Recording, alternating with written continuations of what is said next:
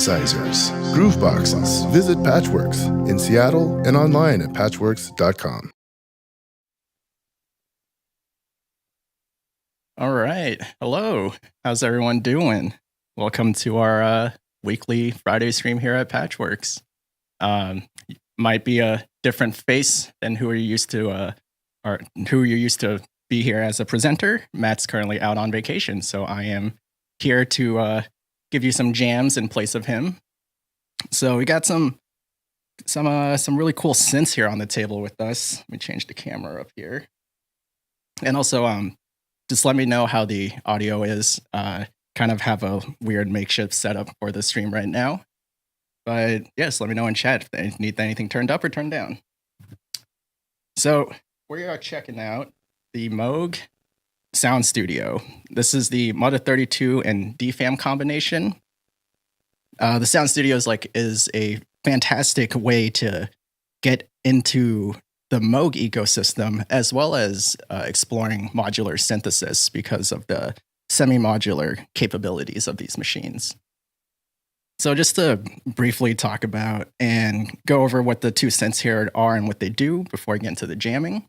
The Mother 32, this was actually my very first analog synth that I ever bought. And it's a single voice semi-modular traditional synthesizer. It has a single oscillator that can be a square wave or a sawtooth wave, and that feeds into Moog's famous ladder filter. And on top of that, you have an LFO for modulation that can be sent to various destinations, and we'll explore that later, as well as a attack, sustain, and decay envelope on here. And you also have this really nice voltage control mix, VC mix they have right here.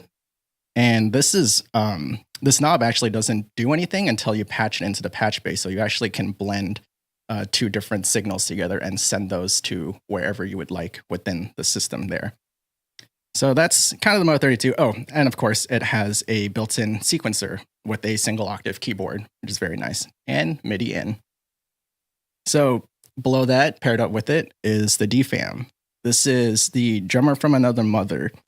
This is kind of weird to classify it as a synthesizer. I'd rather say it's a drum machine, but at the same time, it's also hard to call it a drum machine. So essentially what this is Moog designed a 2-oscillator system with decay envelopes only. So it's meant for percussive synthesis and drum sounds, really. However, it can be pushed to more weird and experimental territories as well. There are tricks what people do where they just crank the tempo knob, and then essentially you can turn your sequence into audio rate, so it becomes an oscillator. And it gets really weird when we'll definitely check out that part of the synth as well. So yeah, like I mentioned, you have two oscillators. You have VCO1 and VCO2, and you also have a noise oscillator. And this little mixer section right here lets you blend the two oscillators and noise. And then you have a 8-step unquantized sequencer. And sometimes unquantized is a deal breaker for people because, I definitely will have to say I do struggle keeping the DFAM in tune with other instruments. And so my tuning process for this is actually, because the Mother 32 has a keyboard, I'll just hit a C on there and I'll tune it until it's a C, and then I'll just match the two oscillators by ear on the DFAM. And I feel like that's kind of the easy way to work around it without having to bust out a tuner. But anyway, yeah, I wouldn't necessarily say it's a complaint, but it can be an annoyance at times, especially when you have these fiddly little knobs. And speaking of which, you may have noticed this DFAM actually looks a little different. These are new tiny knobs that you can get from us here at Patchwerks, and they're from Moog, and they just slide right over the little small potentiometers on here, so it makes it feel a little bit better, and it looks like a million times better too. So anyway, let's get into this jam. I'm gonna mute my mic so you can just listen to the pure analog goodness of these machines.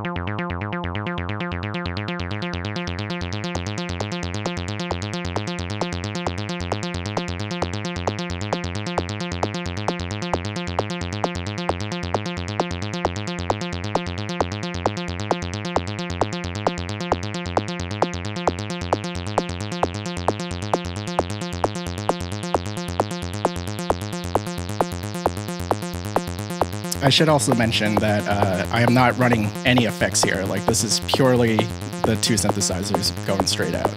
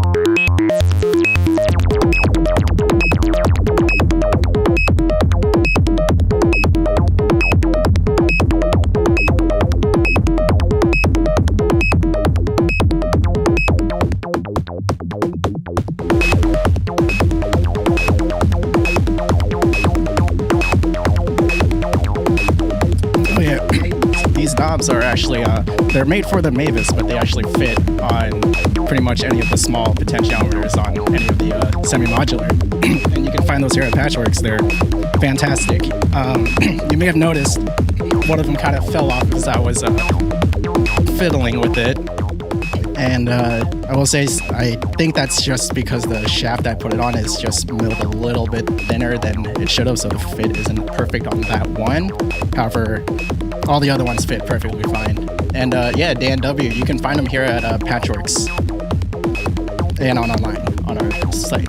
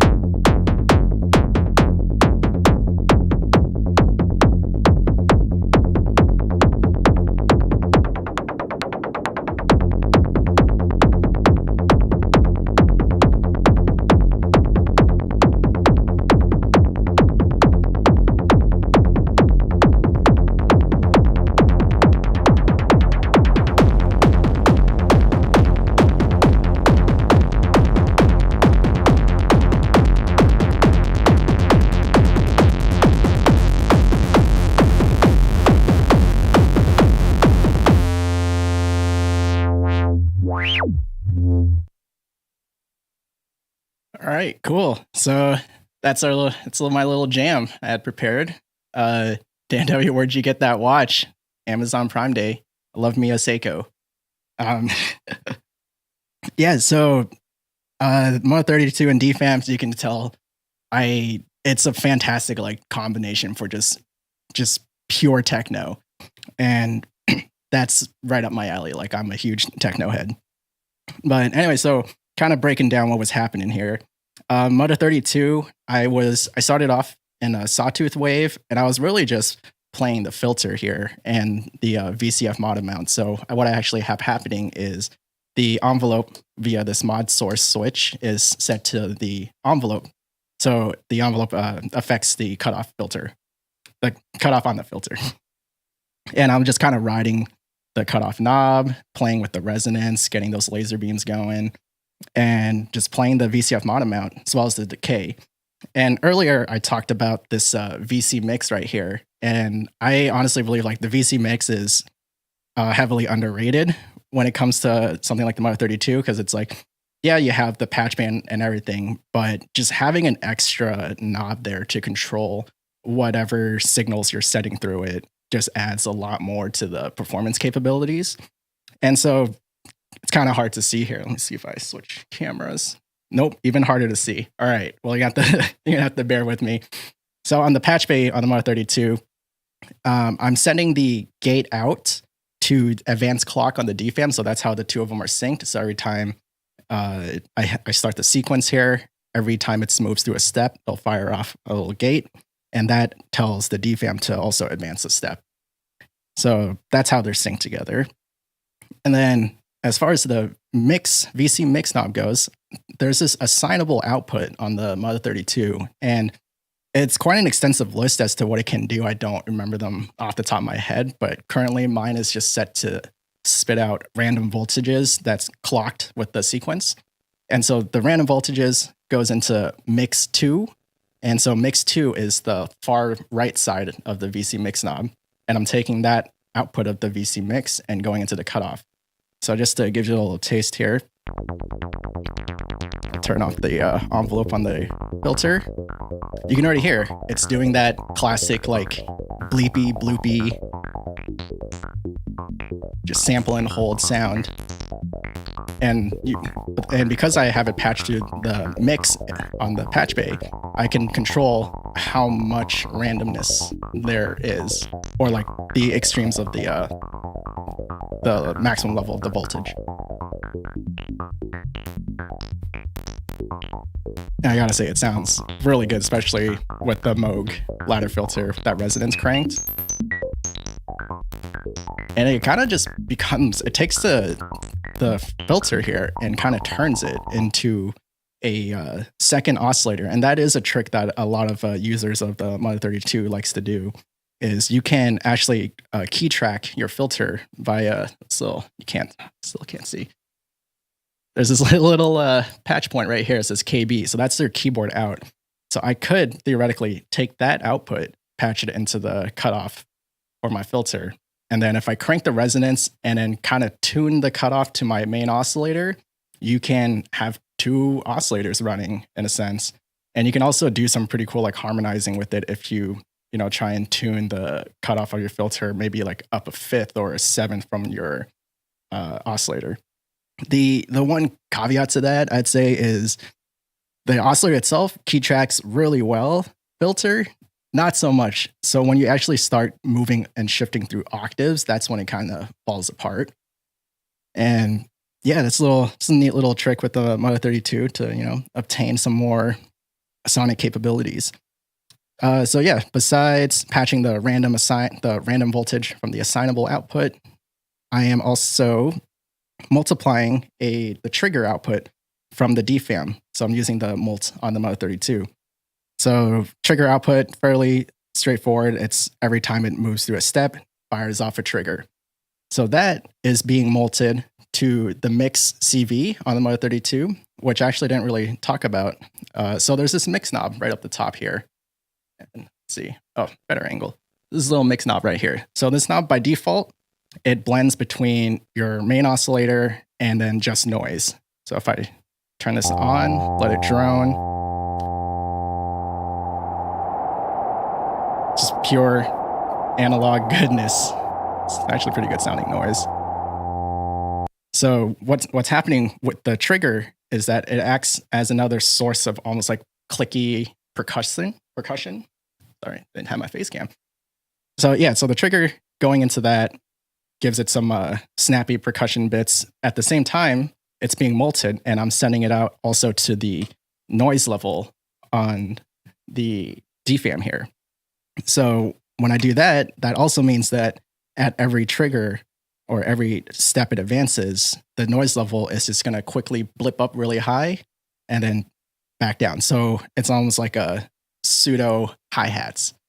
And that's like kind of the cool thing about playing around with semi-modulars, is because it kind of like forces you to think out of the box. Because, for example, like the Mono 32 by itself is a very, very basic monophonic synthesizer that honestly like can't do a whole lot until you start utilizing the patch bay.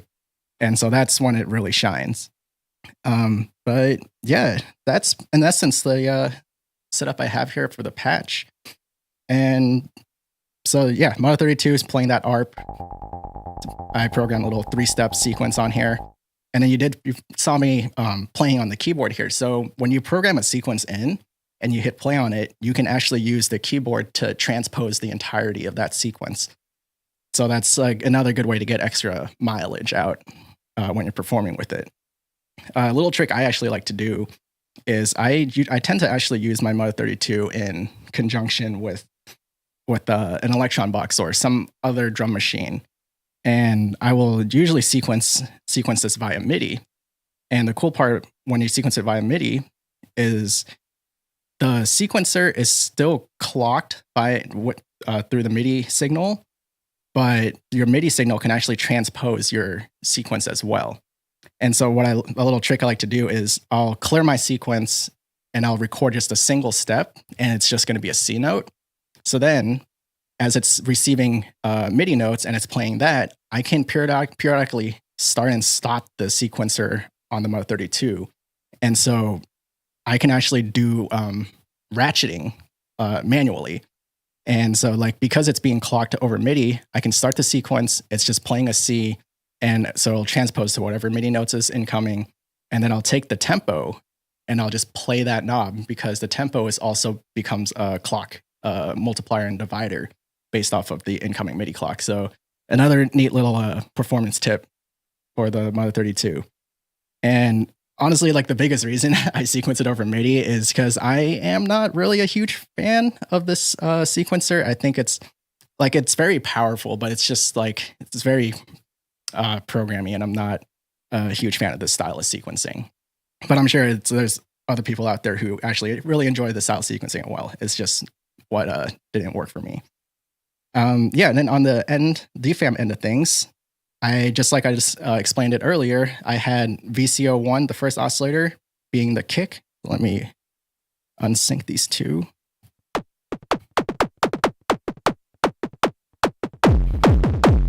So super crunchy.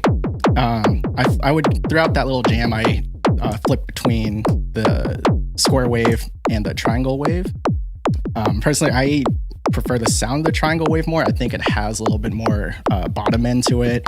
However, the square wave, as you can hear, has a lot more like impact and punch to it. So you kind of have to figure out which one fits best for your style of music. And then as far as like the performance aspect of this thing actually goes, I'm really just playing the filter, the envelope amount for the filter, as well as the decay on the final VCA. So it's like kind of like a pseudo high pass. Yeah. And then I'm also playing this, performing with the mixer section, taking in and out the kick, which is VCO1, and then also introducing some more melodic sounds with the VCO2. So this is just VCO2. I can introduce some FMing. You can FM VCO, I forget which way it goes. You take oscillator 1 and it FMs oscillator 2.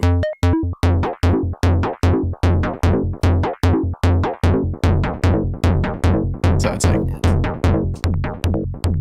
really cool sounding. And this is what it sounds like as a triangle wave. There is also hard syncing between VCO1 and 2. You can hard sync the second oscillator to the first one by the switch right here. So you can hear it it's kind of like reproducing that kick from VCO1, because that's the only sound it's making right now.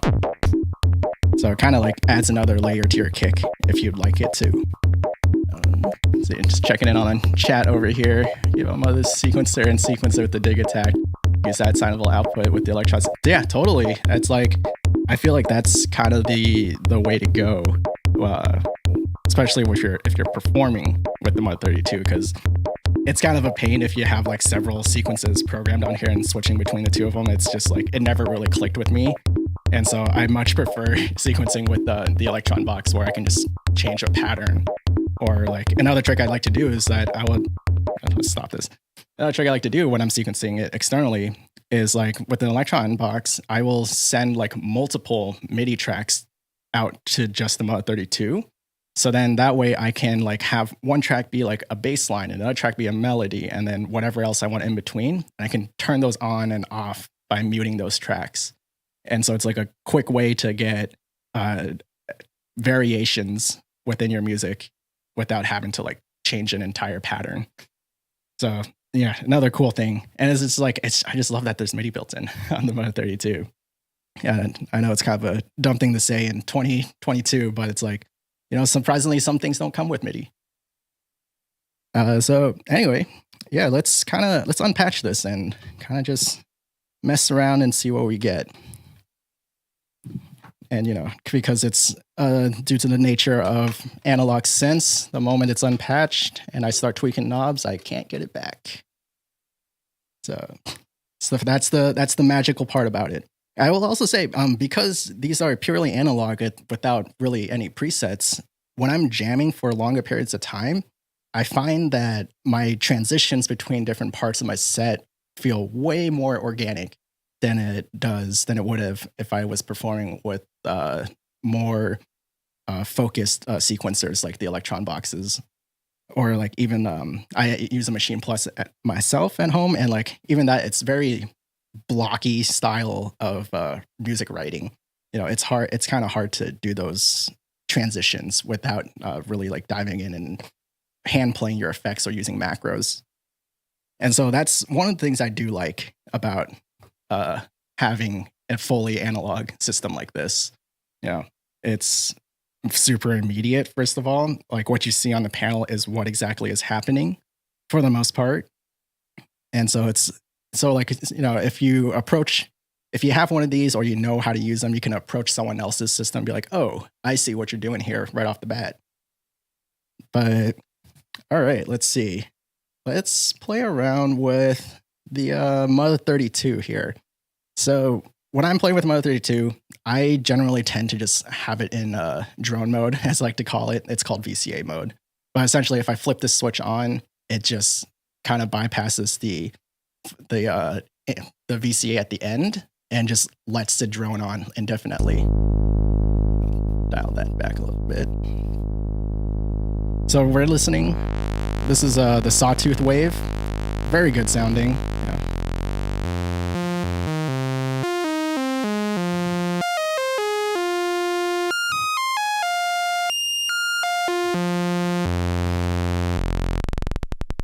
So it has a really wide range as far as tuning can go, and that was just me octave shifting the keyboard. I didn't even touch the frequency knob yet.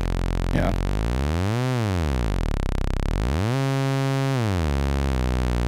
And I will have to say, like, the range for the frequency knob is like riding that border of being a little too wide to really fine tune it, but it is totally doable. It just takes a little bit of give a little extra love and nudge it a bit. So yeah, that's a Sawtooth. When you're in Sawtooth mode, this pulse width modulation or pulse width mount, of course, doesn't do anything because there's no pulse width on this Sawtooth. If I flip it over, turn this down a little more.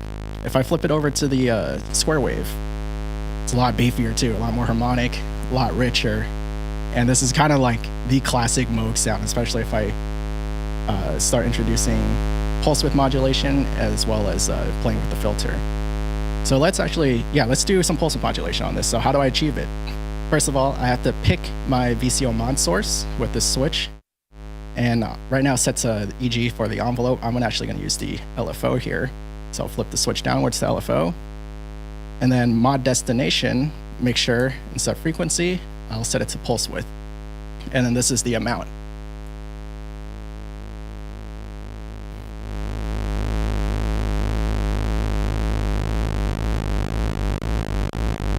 So you can see like the pulse width can get pretty extreme to the point where the audio kind of just gets, like the cycle gets so thin that it just cuts the audio entirely. Like this is not audible. And that makes for some pretty cool texture, especially when you start pushing the LFO into like audio rate.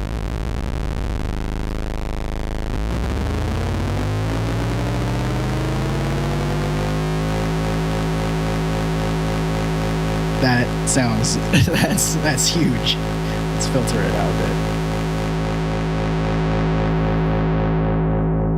Give it some resonance.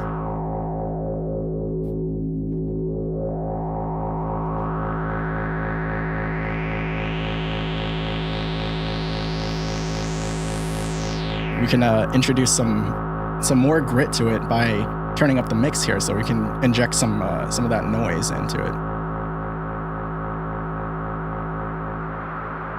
It's a little bit too much. We're gonna dial it back.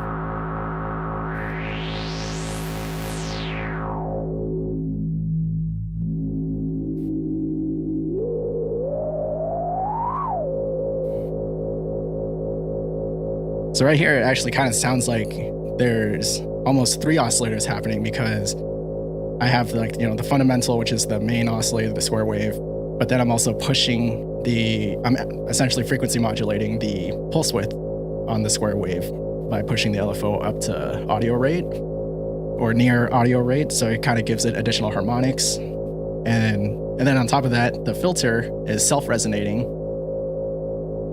And so it kind of has it's kind of like a multi-layered sound, multi-dimensional sound here. That's very easy to actually dial in to the exact sound you would want from it. But what happens if we play a different note? Then of course the LFO rate is not gonna be in tune with the fundamental here. So I can play a different note. Let's turn that resonance back up.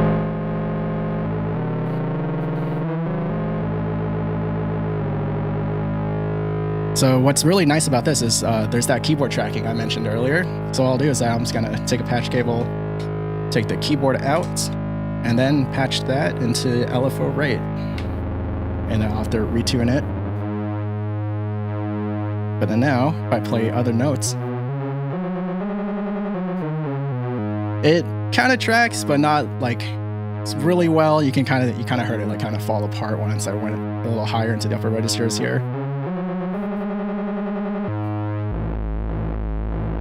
Oh, that sounds really cool too. You know what? Let's right here. Let's just start another jam. Let's put a kick on this thing. So let me turn that down first and set the sequencer on the DFAM back to default. And by that I mean just turn everything down. Then gotta make sure I clock the 2 of them together. So gate onto advanced clock. For this to actually work, the sequencer does have to be running. I think there was a assignable output, an option to just send out a clock straight from the assign output, but because I had a program to random voltages, I couldn't do that. So in this case, we require the sequencer to be running. So to clear my sequencer, it's a little bit of a button combo here. It's shift reset pattern. And then if I hit play, it should just be a single step. So what I'm gonna do is just record a single note here. So I'm gonna go shift run to enter record mode. And it's step-based recording. So you just kind of place the notes in it and it'll just occupy the steps as you go. So I'm just gonna put a C in there, just a single one. So now,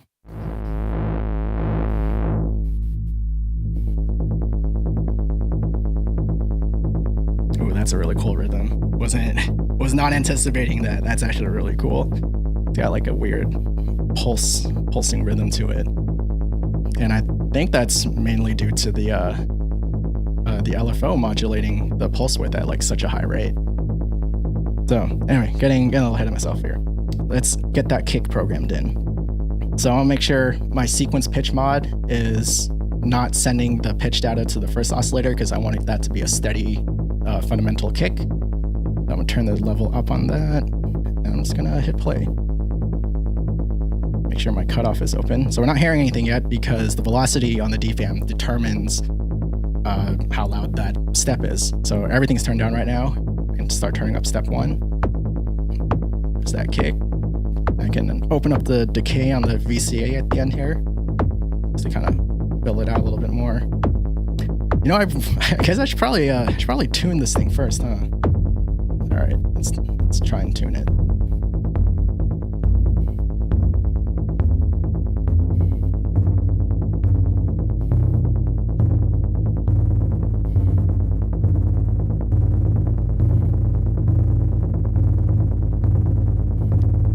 I think that's in tune. It's actually kind of hard. I can't. It's because of that weird pulsing we got going on with the Moog 32. You know what? I'm just gonna say that's in tune.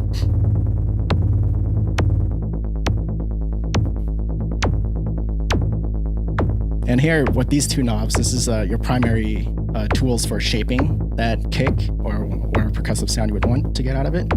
So right here it says VCO1 EG amount. That's just how much this decay envelope is affecting the pitch of the first oscillator. So I can turn it up for very like electro style, kind of like kind of laser beam kick. You know, turn up the decay for more lasers, but it's a little too extreme. Dial that back. And let's start introducing some more steps.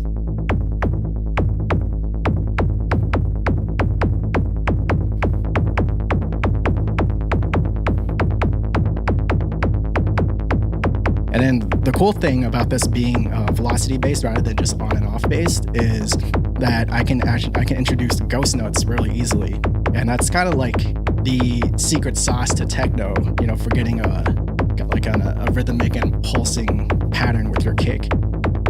So I'm just gonna play around with the knobs that are turned all the way down and see what kind of rhythms I can get.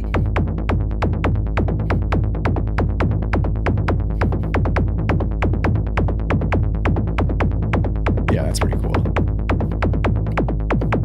Just realized I had VCO2 turned up too. Actually, while we're there, let's try and program some sort of melody, or as close as to what I can get to be a melody with the second oscillator. So I'm going to turn down VCO1, tune VCO2 here, and let's just start playing with the, ooh, it's also very cool.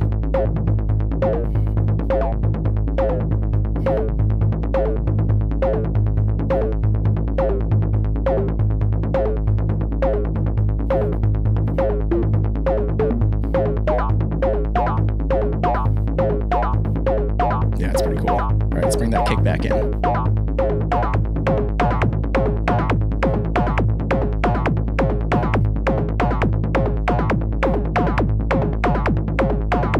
And right now the kick isn't really hitting as hard because I think I have it tuned up an octave too high. I could bring it back down, but it's kind of finicky to get it in tune. But let's try it.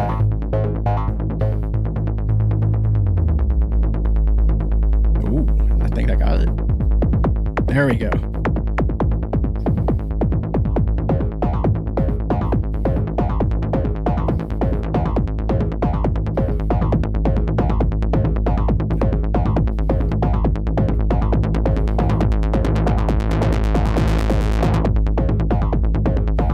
Transposing the note on the sequence on about 32 here.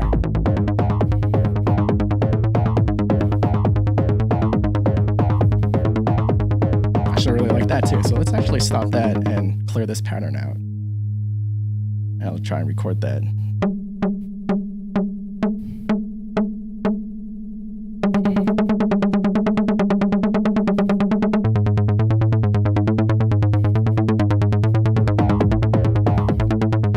Make sure we get this lined up correctly. Stop that. Hit run start there.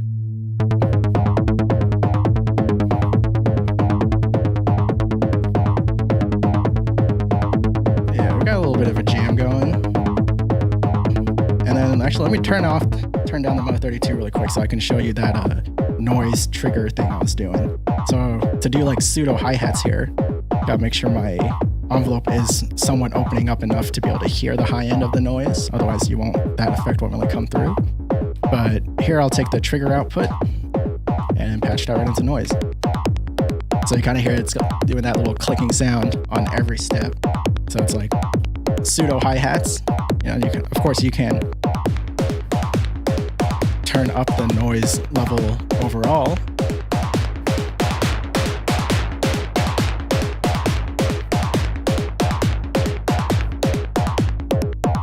But because I have the Mono 32 here, I do have that VC mix. So what I'm actually going to do is blend this LFO with the trigger and then send that into the noise. And I'm not entirely sure what it's going to sound like because the LFO is an audio rate, but let's give it a go. So I would take trigger and I'll patch that into either mix 1 or mix 2, doesn't really matter in this case. And I'll grab my LFO triangle out from the Mono 32, patch that into mix 1. And I want to grab the VC mix output and I'll send that into the noise level here. So right now what we're hearing is that LFO that's affecting the noise level here. And now I can take that VC mix, blend it over to mix 2. So now it's taking both the LFO here and the trigger output from the DFAM.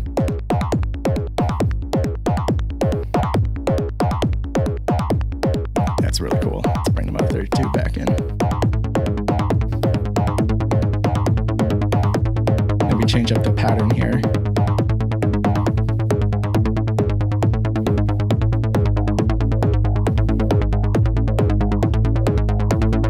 Give it some resonance. And also, if you have any questions, feel free to drop them in the chat. Try and monitor that somewhat closely.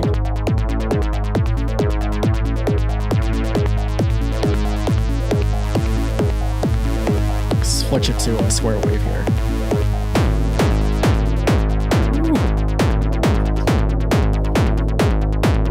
It's a little hot. Let's dial back the cutoff on here.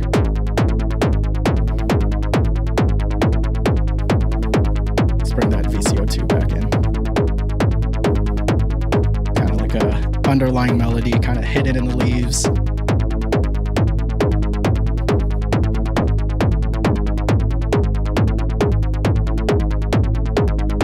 If I hard sync them.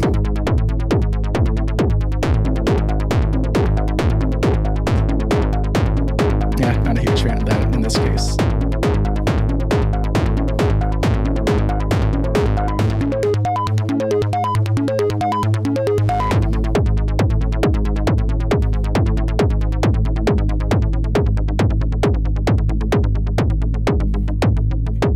Really slow it down, you know.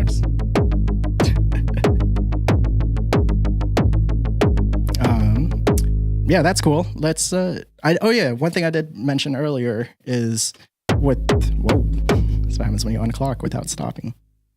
I mentioned the DFAM is like, you know, it's not just doing like cool percussion and drum sounds, but it is also capable of letting you explore weirder territories with it.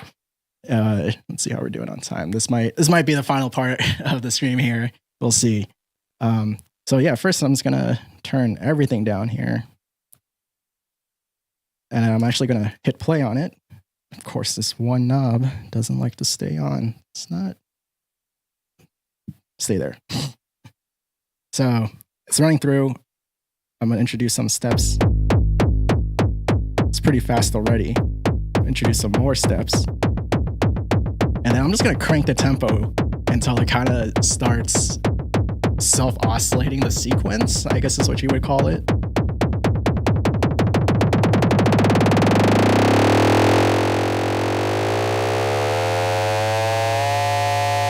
So that's really cool already. And then we can start. I'm going to flip the switch here so that it's sending the pitch data also to VCO1. I can start playing with the tuning.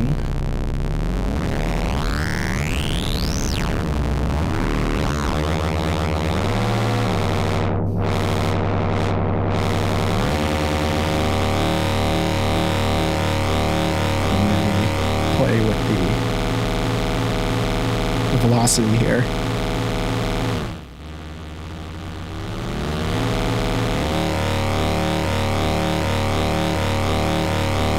Yeah, it's a really cool drone.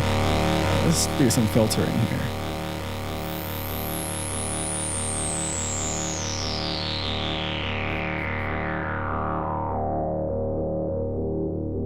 And remember, this is still firing off triggers every time it steps through, even though it's just a big block of red LEDs now. You can't really see the movement. I can still take that VCF decay envelope and send it to the cutoff here. And that should add for some different timbres.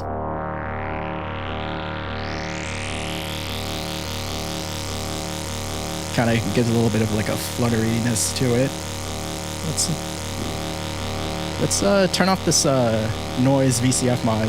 I'm not 100% remembering what exactly this is doing. I believe it's introducing some noise into a feedback loop within the filter. I might be totally off on that, so if someone knows, please correct me on that.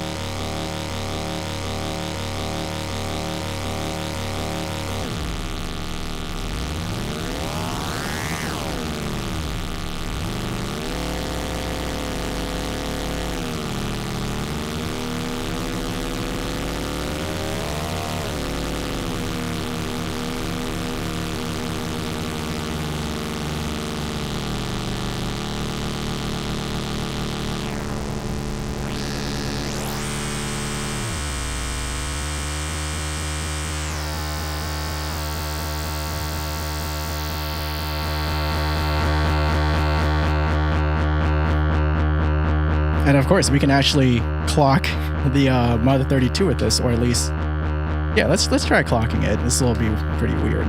It's going super fast. And then let's take that keyboard out and send that into, let's go VCO1 CV. So I'm going to take the keyboard tracking from the Mother 32 and patch it to the pitch input of the first oscillator. And I'm just going to play the keyboard now.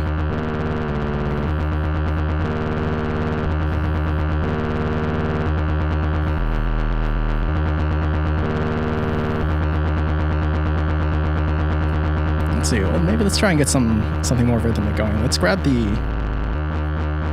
LFO output and use a shorter cable. I'm going to utilize that mix CV again. LFO triangle, send into mix 1. And then let's do the random. Yeah, let's take the sine output that's set to random voltages, and that's a mix 2. Take VC mix, take the output of that, and go back into VCO1 on the DFAM. Should have thought about this before I did that, because I realized it's moving so fast, and I'm also sending it random voltage that kind of just turns into noise, and we're definitely hearing that. See what happens when we slow it way down.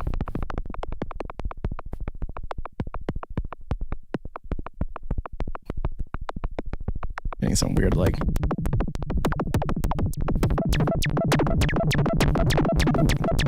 getting into some sci-fi territory here. It's like R2-D2 in the club.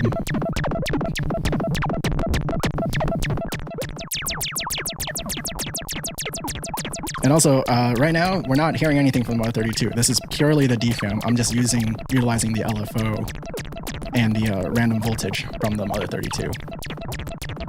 It's actually really cool.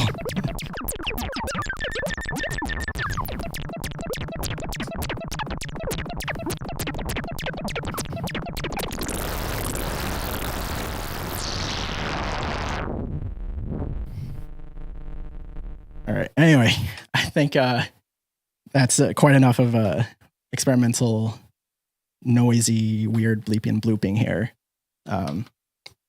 Yeah, so that's the Mother 32 and DFAM. It's a fantastic combo, as you can tell. I was getting like pretty endless results by just having them synced with each other and turning some knobs here and there. And it's like, just like I said earlier, it feels very organic to play around with and perform on specifically. Because everything is just so immediate and right at your fingertips. And I think there's something I know I was kind of hating on the DFAM sequencer being unquantized earlier, but it does, if you put in the effort to try and get it to be in tune with whatever else you have going on, it'll still be slightly out of tune, but that adds like a certain characteristic to your sound too, and, you know, kind of like detuning multiple oscillators together. Yeah. I love my DFAM too. This one's actually my own personal DFAM, and I've had it for, I don't know, a couple, maybe like 2 or 3 years now, and I'm still learning it, still exploring it. You know, I'm sure there's a lot of cool, neat tricks that I haven't found out about yet with it. But yeah, I do think it's pretty hard to get the sound of the DFAM elsewhere, even if you were to, you know, build a whole modular system and try and get the modules you selected to be as close as to what's happening within the DFAM. There's just something about what they did within the circuitry that it's just, you can't emulate that anywhere else. But also it's just a fat kick. I don't know what else to say about it. It's just a really good sounding kick, and I love like resampling it and using it in my like samplers, like my Dig Attack. But anyway, yeah, I think that kind of concludes our Friday stream. Hope enjoyed my noisy jam here with the Moog Sound Studio, and of course, right now, let me dip out for the Moog Sound Studios and semi-modular have a promotion running right now. If you buy any of their semi-modulars or Sound Studios, you get Moog Patch and Tweak with Moog for free, and this is like genuinely a really good book, as well as the main Patch and Tweak book. Like, I always recommend these to people who are looking to learn about synthesis or modular synthesis, but don't really have the equipment to experiment around with, or they're just not ready to make the jump yet. Like, they just want to obtain some more knowledge on it.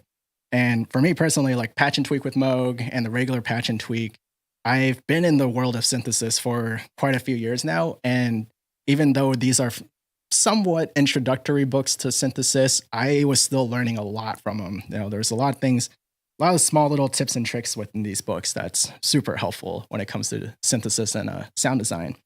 But yeah, you buy any semi-modular or Sound Studio, you get a free Patch and Tweak with Moog book.